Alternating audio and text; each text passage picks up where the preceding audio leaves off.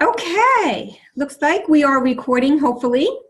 So welcome everyone. Thank you for coming and joining the Insomnia and Sleep Deprivation webinar. So tonight we are talking about sleep, all about sleep, everything about sleep. I want you guys healthy and I want you guys sleeping. So before I get started, I have my little loving disclaimer up there that I just want you all to know that this information is not intended to treat, cure, or prevent any condition or disease. So please consult with your own physician regarding the suggestions and recommendations made tonight. All of this information presented is just educational purposes only.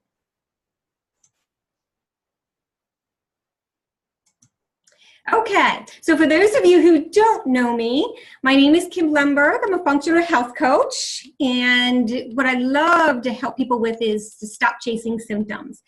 So I kind of help people who are struggling with the after effects of physical, emotional, or chemical stress that has them chasing symptoms at the doctor's office, take back control of their health, and get their life back again. And I do that with the 7 keys that I call for dynamic health. And we're going to be talking about one of them tonight, which is sleep. But I'll just list the 7 keys, which are whole foods, sleep, stress, safe movement, fun, prayer, meditation, and addressing trauma. Okay, so the number 1 question I generally ask my clients is, how are you sleeping? Okay, a lot of times I can even tell when I get their intake form if they're sleeping, and you're going to hear more about this as I go along. I just wanted to mention that up front, and all of this will start to make sense. So warning, so we're going to be talking about sleep, and I'm going to combine insomnia and also sleep deprivation. And just know that when I say that sleep is so freaking important, you're going to learn more as to why that is. So when you're under sleep deprivation, that is a stressor to the body. So your body is in a fight or flight stress response. And there's 3 stressors to the body. It's physical, chemical, and emotional stress. And sleep deprivation is a physical stress. He talks like a little kid. And the same as a physical stress, like say you were in a car accident, or I had a situation where my neck was totally out of alignment. That is all physical stress to the body. There's emotional stress and then chemical stress. I'll just give you an example. It's like, say you're eating McDonald's for breakfast and lunch, so a lot of different chemicals and things. That's a chemical stress to the body. And all of these stressors cause a release of stress hormones. So it's going to elevate like your LDL cholesterol, which actually is doing that for a reason. It's actually trying to help you because it's an anti-inflammatory and a precursor. Okay, Ma, good night.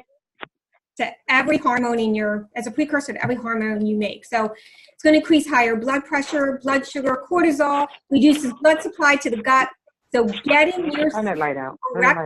is that important. So whoever's talking, can they mute themselves? Thank you. Okay, so I'm going to give you the skills. Tonight I'm giving you skills for sleep, for insomnia, and sleep deprivation. Because if not, you're going to see at some point if you're not already, higher chronic, more health issues. A weakened immune system, hormonal system out of balance, progesterone will drop, estrogen will rise. So a lot of your health issues possibly are behind not sleeping. So I'm just going to give you a few because I want to share really a lot up front as to why sleep is so important. So health issues for not sleeping, allergies, digestive disorders, anxiety, depression, panic attacks, headaches, migraines, palpitations, irritable bowel syndrome, so all the inflammatory bowel diseases, joint pain, skin issues, ulcers, menstrual problems, indigestion, even early onset of Alzheimer's and dementia. So I want to share real quick 2 clients. There was one client that I noticed that she was taking antacids, which they call sleep problems because what happens is it limits the breakdown of protein deficiencies and minerals like calcium, magnesium, and iron. and poor gut function. So she was a person that when I asked her about her sleep, she says, well, I sleep at night. But she was sleeping at night, but she wasn't getting enough REM sleep or getting into a REM deep sleep. And I already could tell that, just from her taking, like that she was going to have an issue, that sleep was an issue for her in that way because of some of her health issues that were on her intake form. So we started, I also saw that she was taking melatonin as well. So we started working with sleep and some of the natural solutions I'm going to be sharing with you tonight. And then another client I had who suffered with IBS for 20 years. Who suffers with IBS for 20 years? It was the IBS diarrhea. And I asked her the question, how is your sleep? And of course, I already kind of knew the answer. She said it was horrible. So when she didn't sleep, she would have diarrhea and couldn't leave her house. But once we got her sleeping again, her IBS cleared up and she didn't have any more diarrhea. So this is how important sleep is, how it affects the whole body. So according to the American Sleep Association, this is the definition of insomnia. It refers to trouble falling or staying asleep. It can affect someone for a short time, such as a few nights or weeks. In other cases, insomnia is a chronic and can last for months or years. And it's estimated around 30 to 50% of the general population is affected by insomnia. And 10% have, chronic insomnia. So have you ever heard of like sleepwalking? There's even such a thing as sleep eating, sleep driving, people that fall asleep at the wheel. This is what lack of sleep does to the brain, okay? So it literally can cause brain damage. And ADD, things like that with kids, we're seeing this, and could it be lack of this REM sleep, especially, we'll talk about a little bit later about TV and playing video games, into the evening and how that's suppressing the inability for them to get into that REM sleep. Okay, so I'm going to give you a solution right off the bat. So we talked about a little bit about physical, chemical, and emotional stress. So also too, if you have insomnia, one of the best things that I found, and this is also out of a study that they took people who had insomnia for 20 to 30 years. And what they had them do was journal, but it was a different way of journal. It's called brain dumping. Okay, because with somebody with insomnia, the mind isn't going to turn off, and they're going to race and they're going to stay awake. Maybe sleep, then wake up, maybe sleep, maybe wake up, or have a hard time getting to sleep, or so many different so many different things that can go on with insomnia. And what they did was they journaled, and here's how they did it. Now, keep in mind, nobody's going to be reading this. You're not even going to be reading this. You're just going to take pen to paper. There's something about doing that your body says, oh, I don't need to worry about this anymore. So if you just do this one thing before you go to bed, and you could put down like, oh, I had a crazy, horrific day. I yelled at the grocery store clerk because they didn't bag my groceries right. And I'm really worried about my son. And you just get all this out. They have done this journaling for people, like I said, who had really 20 years of insomnia, and this was something that they were able to do and were able to start that process of getting some nights of sleep and overcoming insomnia. Okay, so let me make sure I didn't pass anything. Yes, okay, so how much sleep should we be getting? 7 hours is the best and is generally the norm. However, it will vary whether you're an infant, a child, or an adult, because it really is due to how long it takes to get into this REM sleep, that we need to be into this REM sleep 5 times per night. So this is why your room needs to be dark, because if any light is in the room, it can avoid you from getting into this REM sleep. Even if you got into your first REM sleep, your eyes can open when you sleep. You may not know that.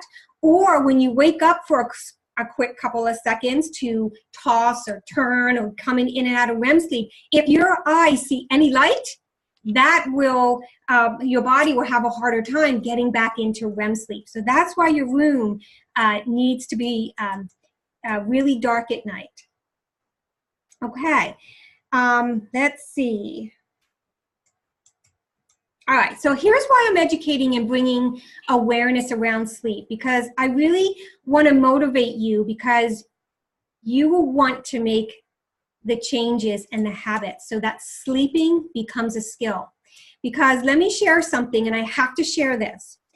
Sleeping pills, and you can go and do your own due diligence on this, because I want you to educate yourself around this. There's a website out there called thedarksideofsleepingpills.com. So when you use these sleeping pills, your body can't get into REM sleep. And the fact is that sleeping pills will make you fall asleep 13 minutes sooner and only sleep 11 minutes longer, which really isn't all that beneficial. Plus, they come with a host of side effects. So studies have shown that these sleeping pills can even damage the brain. So this is why I just wanted to give you this information, and then I'm going to be sharing all the way through solutions for insomnia, plus the basics to get you healthy. Okay, so without deep REM sleep, we can experience memory loss, confusion, falls, and early death, which is why they even give the name, the graveyard shift, to night workers, because we need to be sleeping in a cycle. So the solution, do you want to know the solution for insomnia? Okay, this is going to sound really crazy, but the solution for insomnia is you want to deprive yourself of sleep. Okay, you heard me. You want to deprive yourself of sleep and get to bed between 10 and 10:30 at night, and then wake up at 4 to 4:30 in the morning. Now, no naps during the day. You're going to be tired. That is exactly how this works for 21 days. But the good thing is, because if you do this for 21 days, it's going to completely reset the circadian rhythm in the brain. It's going to reset you getting into REM sleep, to reset your whole entire clock. And it's going to equal you getting deep sleep. Now, in 5 days, you're going to be sleeping like a baby. Okay? But you need to do it for 21 days in order to completely reset the clock. So this was out of a study that was done for people who had years and years of insomnia, and they overcame doing this little reset. Okay?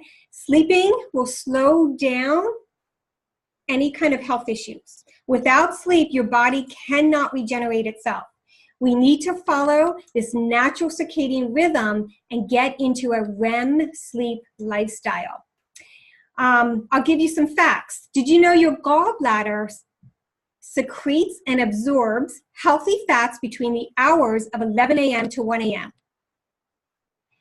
So it doesn't do this if you're not sleeping. So you've got to sleep. And sometimes, like I was sharing earlier with 2 clients that I had, a lot of times if someone will say that they have a hard time digesting fats and foods that they eat, I always ask that question, how are you sleeping? Okay?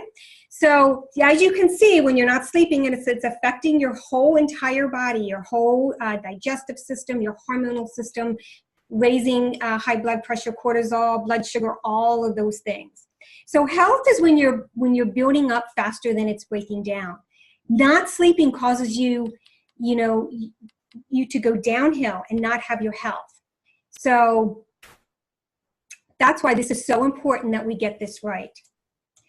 Did you know that your brain cleanses itself only when it's in REM sleep? And if you're not in this REM sleep, this is how it can literally cause brain damage. So have you ever watched that show on TV called Hoarders? And you see all that like clutter in their homes, whether it is food or paper or stuff. Well, that's your brain. That's a great example of your brain. When it's not in having this REM sleep, then it's not able to cleanse itself. It becomes very toxic. Also, too, when you're not sleeping, your body holds on to weight. It does that to protect itself. And it causes an unhealthy gut, which we already talked about, and wrecks your hormones. I want to ask you, because this used to happen to me, and I didn't know that this was what the reason for until I started getting into this in health and wellness field. So years and years and years ago, when I was in the corporate America, I couldn't even, we had to watch a movie at 7 o'clock because if it was any later, I could never stay awake. I mean, my head would go back. I was always forcing to stay awake, but I could never stay awake. Have you ever had that happen before? If you've had that happen before, put that in the chat and we'll talk about it in the questions.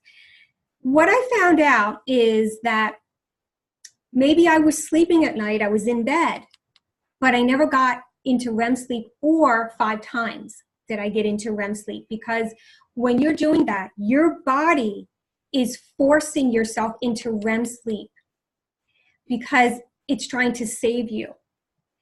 And that's what can happen sometimes when people are they're falling, they don't want to sit down. They just keep moving all day long because they know if they sit down, they're going to crash. So that's just some examples that you might say, oh, I'm sleeping, Kim, I'm in bed, but I still wake up tired. And that could be one of the reasons is you're not getting into REM or getting enough REM sleep. And there's many reasons why underneath that could also prohibit you from getting into REM sleep. So even people who are experiencing, like narcolepsy, most likely what's behind that is they're not getting enough deep REM sleep. And sleep apnea might be another underlining cause, or restless leg syndrome. Now, there can be a whole myriad of things for you not being able to get into this REM sleep. All right, is everybody still with me? So how much sleep should I be getting? So on average, according to the National Sleep Foundation, this is what they recommend. So newborns, they want 14 to 17 hours, okay? And that's because it takes them longer to get into a REM sleep. Infants between 4 and 11 months, 12 to 15 hours. Toddlers between 1 to 2 years, 11 to 14 hours. Preschoolers, ages 3 to 5, about 10 to 13 hours. School-age kids, ages 6 to 13, around 9 to 11 hours. Teenagers, around 14 to 17 years old, 8 to 10. Younger adults, like 18 to 25, 7 to 9. And adults, so this would be us guys, 26 to 64, we need about 7 to 9 hours. But I find that 7 is the norm. If you go more than 9 hours, you're actually harming your health. And if you go under 4 hours, you're also harming your health. And then older adults, 65 plus, about 7 to 8 hours. Okay, so how much sleep, just think to yourself, how much sleep are you getting on a regular basis? So what are the effects of insomnia?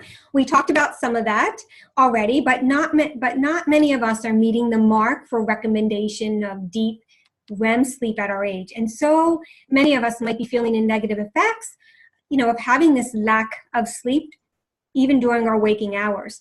The Sleep Management Institute, they list the following as some of the side effects to this sleep deprivation.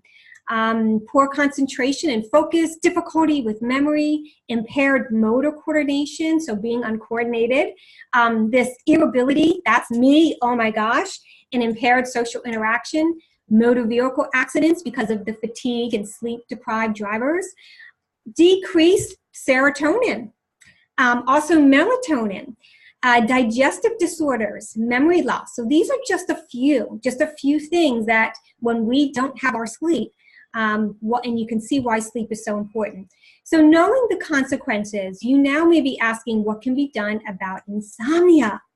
So I'm going to share some natural and effective ways to get the sleep that you need, other than that 21-day that I already talked about, that resetting that circadian rhythm in the brain. I'm going to share some other, natural things that you can do. So we need to have good whole foods, right? Remember I talked about in the front, if we're eating like a lot of foods and chemicals, that's a chemical stress to the body. If we're, eating McDonald's and fast food and processed foods and all of those things. So I believe that whole foods are crucial when it comes to sleep deprivation.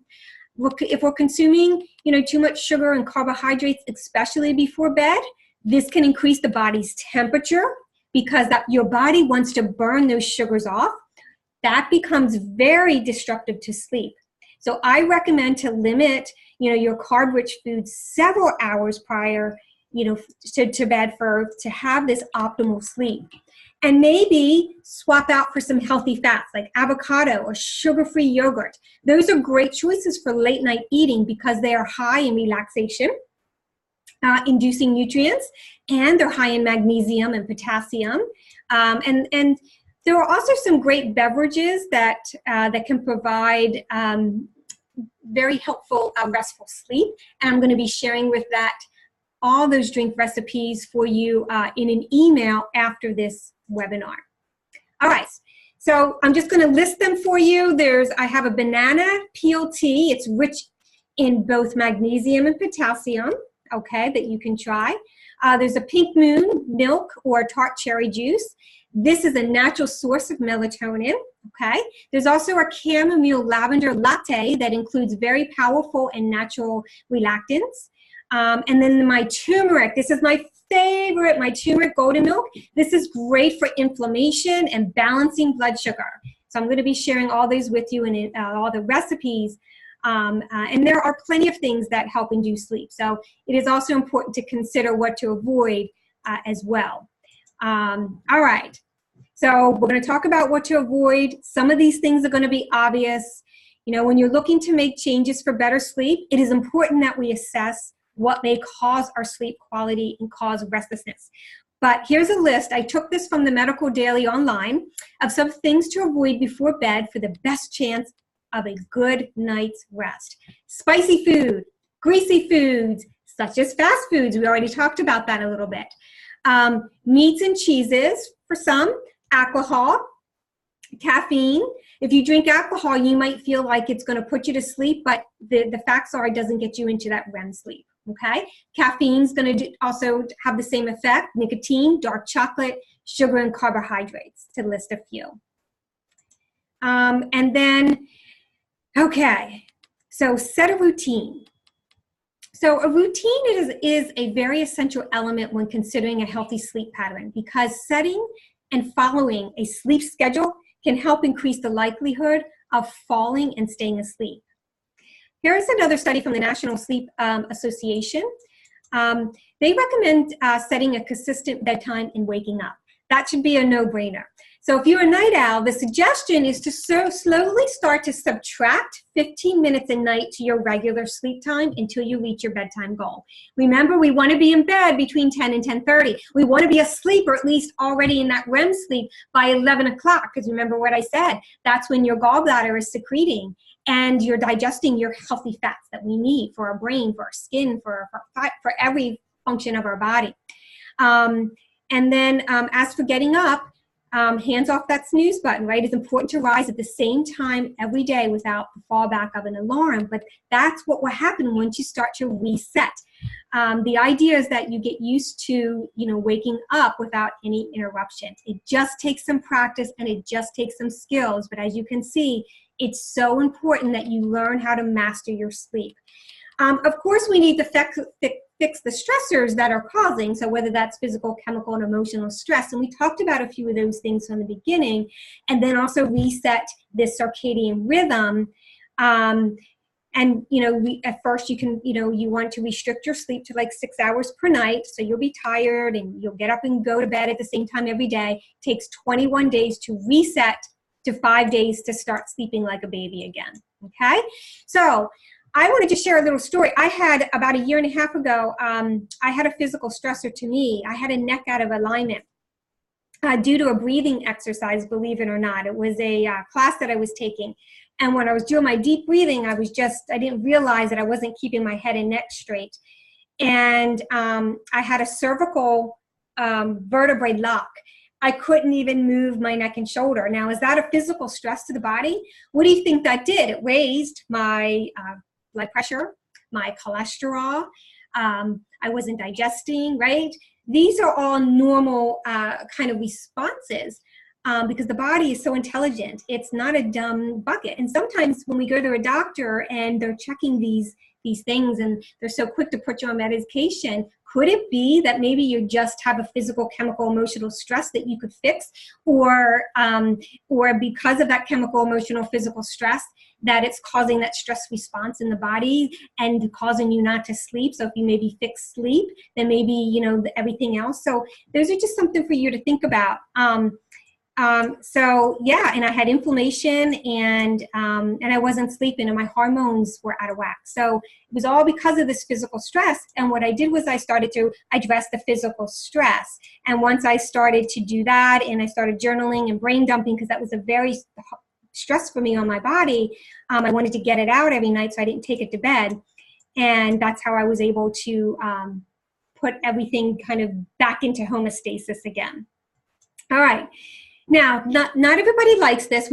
About maybe removing the TV from their bedroom. Now, if you can't do that, because not everybody will, just make sure that you turn it off 15 minutes before you go to bed, and maybe do that journaling, that brain dumping that we talked about. Another idea is you want to maybe read something, but don't pick up a novel, because a novel, like, you're going to want to know, like, what happens at the end? Does she marry him? So don't do that. But if you want something to maybe read that will put you to sleep, take out the Bible and read the book of Numbers, okay? That's not very exciting at all. That will put you to sleep really quick. I've done that before, so I'm just saying, you know, if you're looking for something. So, yes. So you want to keep the room dark. You want to keep it cool, because if you're hot or you got too many covers on and you're sweating, that's going to wake you up. Any light will suppress you to be able to get into REM, because your eyes sometimes we sleep with our eyes open. We don't know that. When we're tossing and turning or getting in and out of REM, our eyes will wake. And if there's any light, so cover that alarm clock or that clock in the room. Anything that you can cover with light, cover it. It's only going to help you stay in REM sleep. And you know, and yes, so that's what we want to do. All right. So here are some things that we can do. We know that safe movement, the body is meant to move. And that movement, you know, you want to pick a movement that's right for you. Increases your body temperature, and the post-exercise drop in temperature may promote falling asleep for some. So movement may also reduce insomnia by decreasing arousal, anxiety, and depressive symptoms. So insomnia is commonly linked with elevated arousal, anxiety, and depression. And moving the body has a strong effect on reducing these symptoms for most people. I know it does for me. So safe movement, I call it safe movement, not exercise, because our bodies are meant to move, and maybe for someone it's just taking a walk after dinner that can really have a really good effect for getting you into a REM sleep. Because sometimes if we're doing more intense movement later towards bedtime, that might cause you to stay awake. So you just have to play with that a little bit, because everyone's going to be a little bit different. Deep breathing exercises, I'll just share one. There's tons of stress relieving breath, deep breathing that you can do. I did this right before I came and hit the button to go live on Zoom. And all I did was, and you can do this anywhere at any time, and you'll start with, what feels good and right to you. And I just go, and I work up to about a minute. And as soon as I do that, it's just like, right? So that's just something to take your body from this stress response of this fight or flight, which is going to, if you're in fight or flight, you're not going to be able to really get into a deep REM sleep. But deep breathing is some exercises that you can do to really help move your body from fight or flight to rest and digest. And that's exactly what we want. So you can, practice with some deep breathing exercises. So because we want to stimulate the parasympathetic system, which controls our ability to relax and take the wheel instead. So when you practice deep breathing while in bed, you're giving the body permission to quit being on high alert and instead to relax. So with this in mind, let's take a look at some recommended exercises for mindful breathing for stress reduction. I'm not going to do all of these, but I'll send these to you. But consider some of these. There's a There's a lip breathing you can do. There's a diagrammatic breathing exercise that you can do. You can like have it come up from your belly and just go, whoa, and like really help to get things through and calm your whole system down. There's yoga breathing, so maybe even take a yoga class. You can inhale for a count of 4, hold the breath in for 7 counts, and then release it in 8 counts, and repeat this at least 3 or 4 times. So there's many breath counting breaths that you can do that will really put your body more into that parasympathetic and out of sympathetic, which is the fight or flight state. Okay, we talked a little bit about mantras for insomnia and how technology. I want to talk a little bit about, how technology is affecting your sleep. So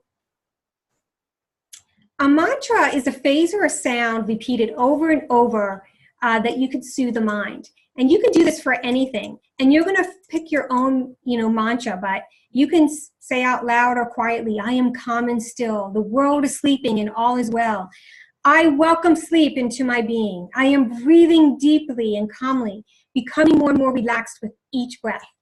Okay, for best results, repeat one of your choosing 20 times or until you really begin to feel more relaxed.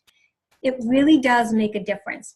So how is technology affecting your sleep? You can see I'm here and, I don't have my blue blockers on. Well, our cell phones, tablets, and computers and other electronic gadgets have become such a huge part of our daily lives that it's often hard to put them down, even at bedtime. Guys, I'm not immune from this, but I do try my best. So keeping your phone on your nightstand may not seem like a big deal, but technology really affects your sleep in more ways than you realize. Whether you're surfing the web, whether you're playing a video game, or using your phone as an alarm clock in the later evening, you're probably keeping yourself from a restful night sleep. So, gadgets, really the users of ill effects of late night, phone, computer, and tablets. If you have to be on, use your blue blockers. That's just something, they're not real expensive, that you can have and wear to really help block that blue light from these gadgets, because it's really going to suppress these natural occurring melatonin. It's a hormone that's responsible for regulating your sleep cycle. And gadgets also keep the brain alert. And it's not something that we want when trying to get to sleep. So your solution is to limit the gadget use in bed or close to bedtime. Wear a mask to keep the light out in your eyes. I do that as well when I'm sleeping. Or when you're on technology later towards the evening, blue blocker glasses, and try to avoid your technology a few hours before bedtime. Those are your best suggestions for really getting a handle on that. Now, sleep sounds. Some people really need sounds. So for some, noise is necessary for falling asleep. I like to sleep in a cave. I don't want to hear anything, which is why many people turn to watching TV in bed. But a proper noise machine could be a good alternative to the distraction of TV and is a more soothing way, right, to lead into sleep, okay? There are many options that include sleep-inducing sounds such as white noise, ocean waves, waterfalls, rainforest, rivers. You get to choose whichever feels good and right to you. I do have a sample of a noise machine. If you are interested in that, let me know. Now, some other things that you can do, which I love, but I'm not the expert on this. Essential oils for better sleep. I use 3. Essential oils, they really do activate triggering the central nervous system and the circulatory system to promote sleep in the body. So I have my cousin, her name is Renee. She's an expert in essential oils, and I just asked her to share a little bit about, so if you have any questions around essential oils, what are the right essential oils for me in my sleeping? She is your go-to girl, your reference. I just want to list the 3 that I love personally and use. Lavender oil. Lavender oil is a natural sedative with anti-stress and anti-anxiety properties. Cedarwood oil is a natural sedative that decreases heart rate and has soothing quality. And chamomile oil is a natural sedative with anti-stress properties, plus I drink a tea. So there are several ways to incorporate this into your nighttime routine. So I'm going to invite Renee in. Hello, everyone. Kim, thank you so much for having me share today. Sure. I just love oils. I am an oily kind of girl because I believe in the power of oils. And I'm a nurse for 37 years, so I really love the scientific approach. And why oils work is because they actually get into the cell as opposed to any synthetic man-made substance that lives on the outside of the cell. But essential oils are able to pass through the oil membrane of a cell and get into the cell and work, or get into our brain and work, actually cross that blood-brain barrier. So Kim and I were talking before we hopped on, and aromatically smelling, topically putting on your skin, and certain oils that you can take internally in very, very small amounts, only those that are 100% pure and natural. And those oils that Kim mentioned, lavender, cedarwood, chamomile, are awesome. Lavender encourages a restful sleep, and it's calming for the nervous system and reduces stress. I love lavender. Believe it or not everyone loves lavender, right, Kim? Right. And so with that, that's why Kim is giving you these other alternatives. Cedarwood is more earthy and grounding, but still gives that same sedative effect. And Roman chamomile is another one that's very, very calming and soothing, sedative-like, and promotes healthy serotonin levels and insomnia and anxiety decreasers. I love a blend.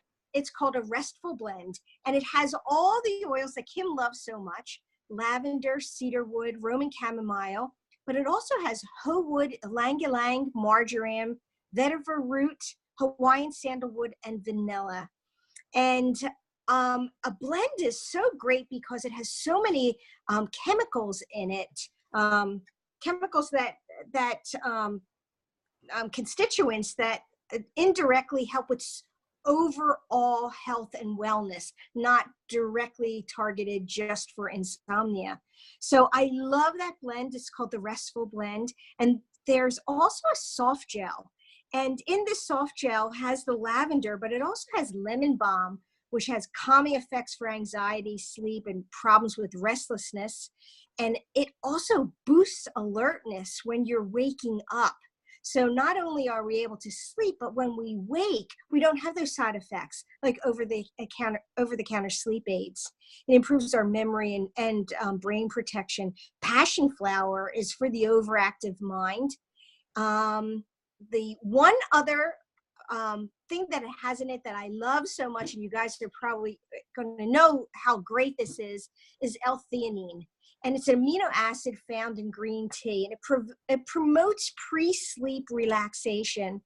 And it also gives you quality sleep without feeling that grogginess or hangover the next day. And it improves mood and just general relaxation. So getting a quality essential oil is the key. There are over 300 essential oil companies.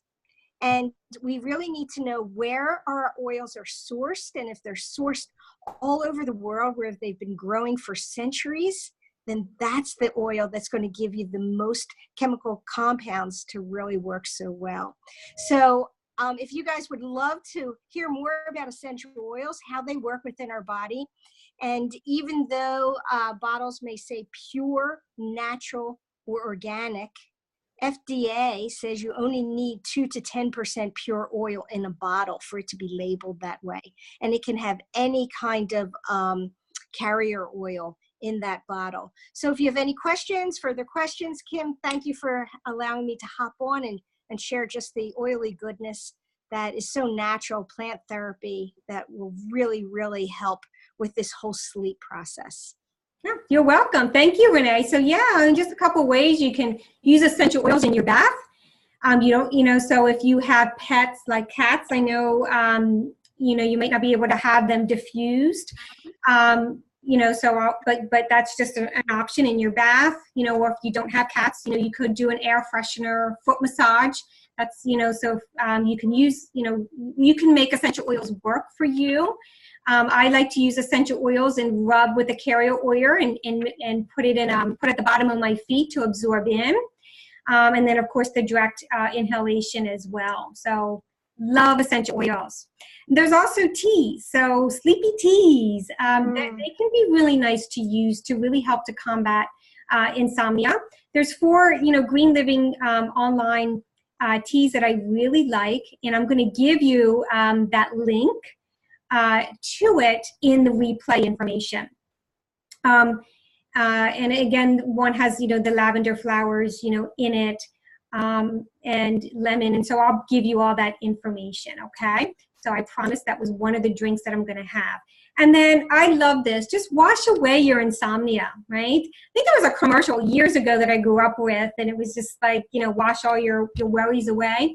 So a warm bath or a foot soak before bed is another effective way to help the body relax into sleep. So Epsom salts, those are great too, because the magnesium in the salt is a natural relaxant. And the lavender, you could also add, a couple, drops of lavender, again, which Renee talked about as a natural sedative, can put the body at ease. So